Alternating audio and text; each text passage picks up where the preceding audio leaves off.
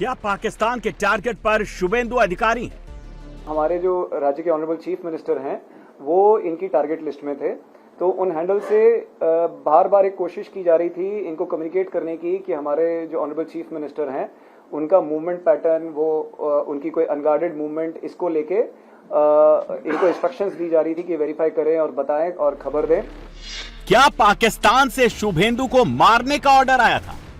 ऐसे हैंडल से इसका इंटरेक्शन दिखा जो कि बहुत ही सस्पिशियस थे और हमने वेरीफाई करके हमें पता चला कि ये सब हैंडल्स जो हैं वो पाकिस्तान से ऑपरेट कर रहे हैं। बंगाल में आईएसआई के कितने स्लीपर सेल मौजूद? इसमें पार्ट जो बातों से अभी तक लगा पार्ट रेडिकलाइजेशन भी है, हो सकता है थोड़ा इसमें मतलब जो पार्ट रेडिकलाइजेशन मॉनेटरी इंटरेस्ट भी इन्वॉल्व है, पर इसमें एग्जैक्टली क्या बैकग्राउंड है हम लोग पूरा जब कम्युनिकेशन पैटर्न स्टडी कर लेंगे हम आपके साथ शेयर। पाकिस्तान के टारगेट पर बंगाल के सीएम, बंगाल की सरकार, बंगाल का नया सिस्टम और बंगाल का बदला माहौल है। अगर बीजेपी बंगाल का चुनाव नहीं जीतती, अगर शुभेंदु अधिकारी की सरकार नहीं बनती, अगर सिस्टम नहीं बदलता तो जैश ए मोहम्मद की इतनी बड़ी साजिश का खुलासा नहीं हो पाता। हमीम मंडल पाकिस्तान की खुफिया एजेंसी आईएसआई के सीधे टच में था। आईएसआई के हैंडलर से वो डायरेक्ट ऑर्डर ले रहा था और आईएसआई के इशारे पर बंगाल में स्लीपर सेल तैयार कर रहा था। ये लड़का पहले हावड़ा में रहता था अपनी फैमिली के साथ और कुछ महीने पहले ही ये बर्दवान में शिफ्ट हुआ है रेनेसां रोहिणी हाउसिंग में।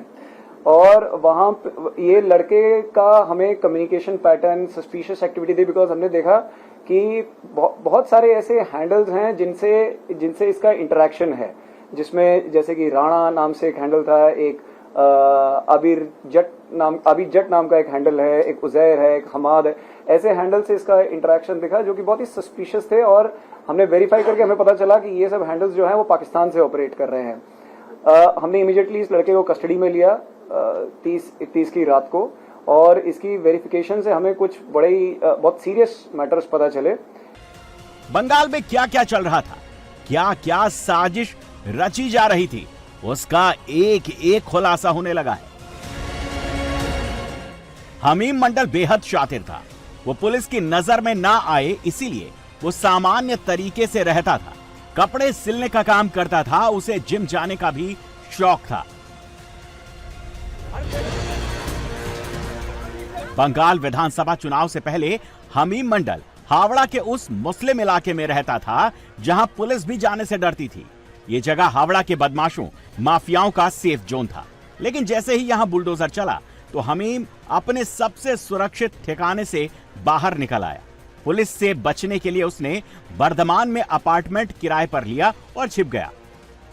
हमीम मंडल बर्दमान के रेनेसां हाउसिंग में किराए के फ्लैट में अपने माता पिता, 2 बेटों और 1 बेटी के साथ रहता था।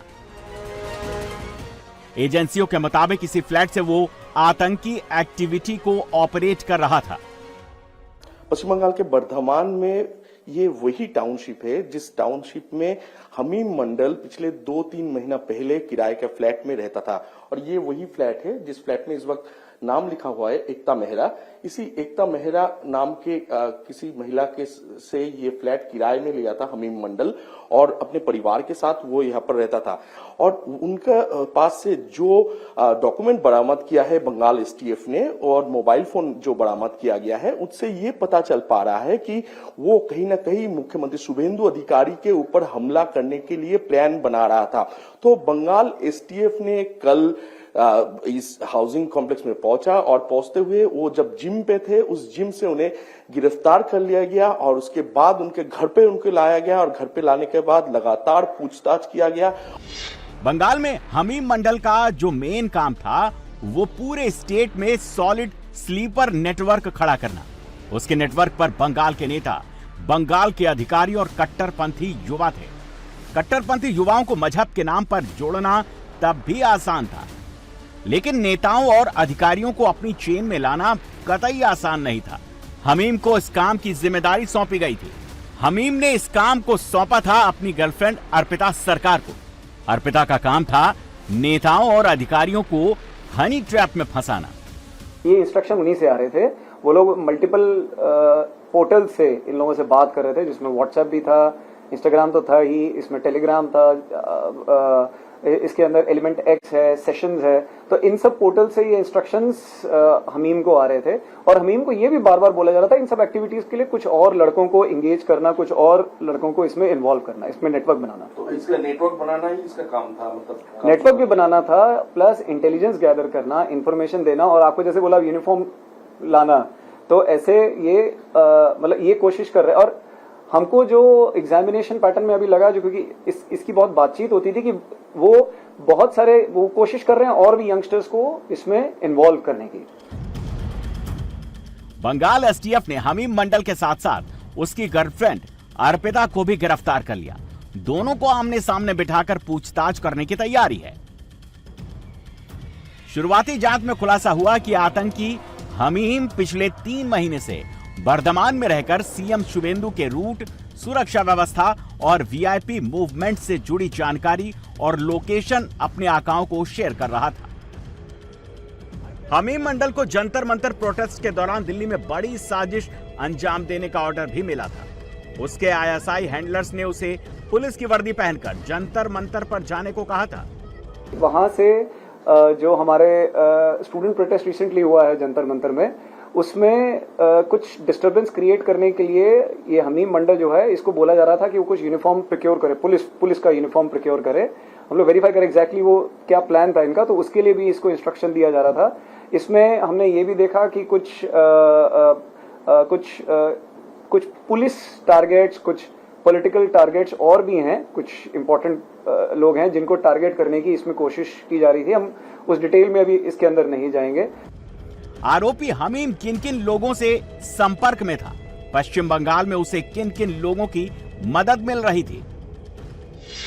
एसटीएफ को उसके घर से मिले फोन और डॉक्यूमेंट से पता चला कि वो बंगाल के सीएम शुभेंदु अधिकारी के बारे में जानकारी इकट्ठा कर रहा था।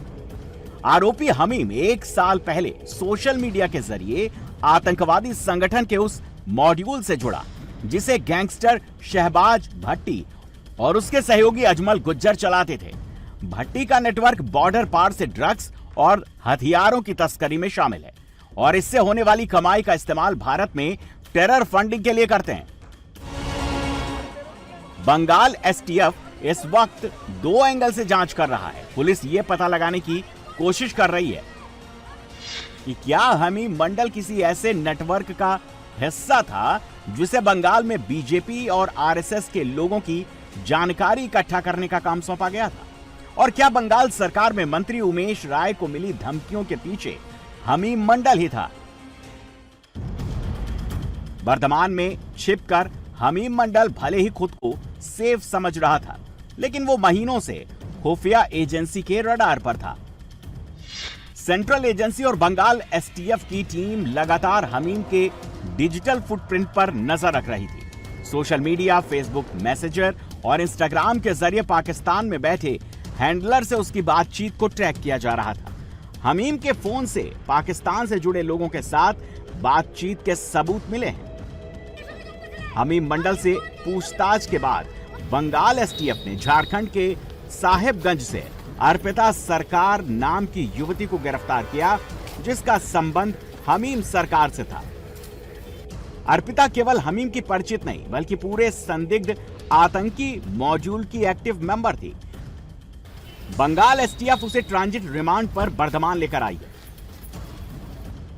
एसटीएफ को हमीमा और अर्पिता के बीच हुई कई व्हाट्सएप चैट से पूरे नेटवर्क के बारे में अहम जानकारी मिली है। अर्पिता की भूमिका नेताओं और अधिकारियों को हनी ट्रैप में फंसाकर सीक्रेट इंफॉर्मेशन हासिल करना था। इसके अलावा वो सोशल मीडिया के जरिए नए लोगों की भर्ती कराने का भी काम संभालती थी। चैट से यह भी खुलासा हुआ कि हमीम और अर्पिता को अलग अलग असाइनमेंट दिए जाते थे। एसटीएफ के मुताबिक दोनों नॉर्मल फोन कॉल की जगह एक स्पेशल इनक्रिप्टेड मोबाइल ऐप के जरिए संपर्क में रहते थे। जांच एजेंसी अब इनके डिजिटल नेटवर्क, डार्क वेब से संबंध और दूसरे संपर्कों की पड़ताल कर रही है। अर्पिता सरकार का इन्वॉल्वमेंट इसमें ऑलमोस्ट कंप्लीट है, क्योंकि जो एक हमने मैटर बताया जिसमें एक सीनियर मिनिस्टर जो हैं उनके बेटे को जब हनी ट्रैप और किडनैप करने की बात हो रही थी, तो उसमें हमीम मंडल ने एंगेज किया था अर्पिता सरकार को, और अर्पिता सरकार का उस टाइम पे हमें एक पूरा कम्युनिकेशन पैटर्न मिला है उन सब हैंडल्स के साथ जो पाकिस्तान से ऑपरेट कर रहे थे। इसमें इनकी मतलब इनका प्रॉपरली कम्युनिकेशन हुआ है और Arpita Sarkar was completely aware of whatever was she was doing.